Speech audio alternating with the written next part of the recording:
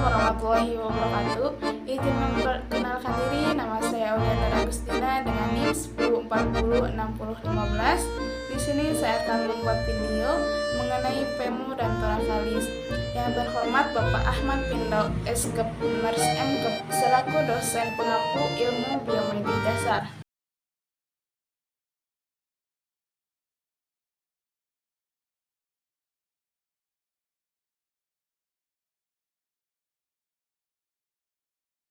Femur adalah tulang paha yang merupakan tulang terbesar, terpanjang, dan terkuat di tubuh manusia.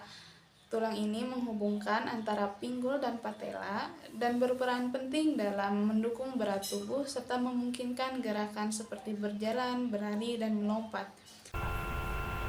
Anatomi femur dibagi menjadi 3 bagian utama. 1. Proksimal femur atau bagian atas. Yang kedua yaitu badan femur atau korpus femur. Yang ketiga yaitu distal femur atau bagian bawah. Yang pertama kita mari jelaskan mengenai proksimal femur atau bagian atas. Yaitu yang pertama ada caput femoris atau kepala femur. Bagian bulat di atas yang masuk ke dalam acetabulum atau rongga pada panggul untuk membentuk sendi panggul. Kepala ini dilapisi kartilago hialin untuk memfasilitasi gerakan. Yang selanjutnya yaitu kolum femoris atau leher femur, bagian sempit yang menghubungkan kepala femur dengan badan femur. Leher ini sering menjadi titik lemah dan rentan terhadap patah tulang, terutama pada orang yang lanjut usia. Popea capitis femoris adalah cekungan kecil yang terletak di permukaan kepala femur atau caput femoris yang berfungsi melekatnya ligamentum capitis femoris yang disebut ligamentum teres femoris. Ligamen ini menghubungkan kepala femur dengan dasar acetabulum pada panggul. Linea intertrochanterica adalah garis kasar yang terletak di permukaan anterior femur, menghubungkan trochanter mayor dengan trochanter minor, berfungsi menjadi tempat perlekatnya ligamentum iliofemoral, salah satu ligamen yang paling kuat dalam tubuh. Ligamen ini berperan dalam mencegah hiperekstensi sendi panggul.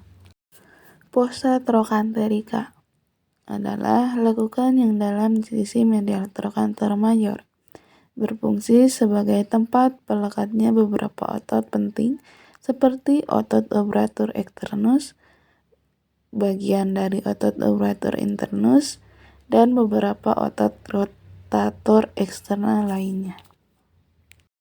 Trochanter mayor adalah tonjolan besar di sisi luar femur yang berfungsi sebagai tempat perlekatnya otot-otot besar seperti otot gluteus medius dan otot gluteus minus. Trochanter minor adalah tonjolan lebih kecil yang terletak di bagian dalam femur. Trochanter ini menjadi tempat menekatnya otot iliopsoas yang berperan penting dalam fleksi pinggul. Selanjutnya yaitu masuk ke dalam bagian badan femur atau korpus femur. Terdiri dari poros femur adalah bagian utama femur yang memanjang dari bagian proksimal hingga bagian distal. Poros ini sedikit melengkung ke depan yang membantu femur menahan tekanan akibat berat tubuh. Yang kedua yaitu linea aspera, garis kasar yang memanjang dari bagian belakang badan femur. Garis ini merupakan tempat melekatnya banyak otot paha seperti otot aduktor panjang dan otot vastus medialis.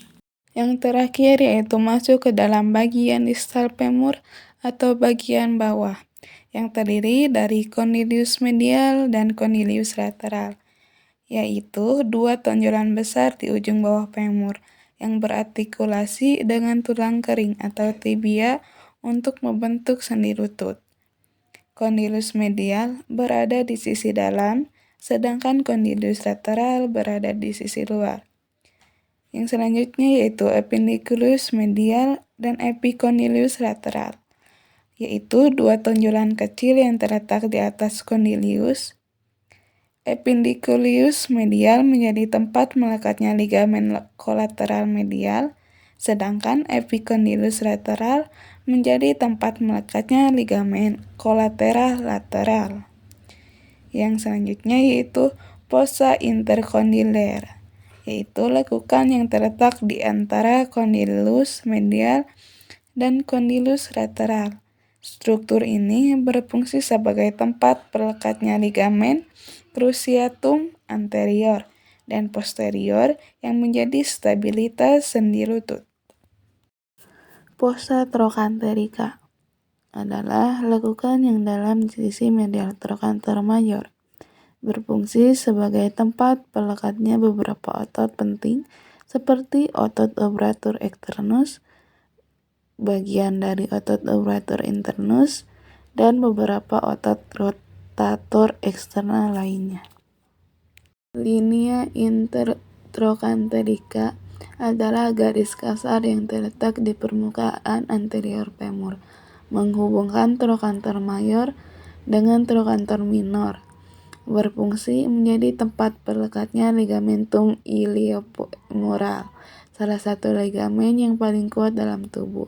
Ligamen ini berperan dalam mencegah hiperekstensi sendi panggul.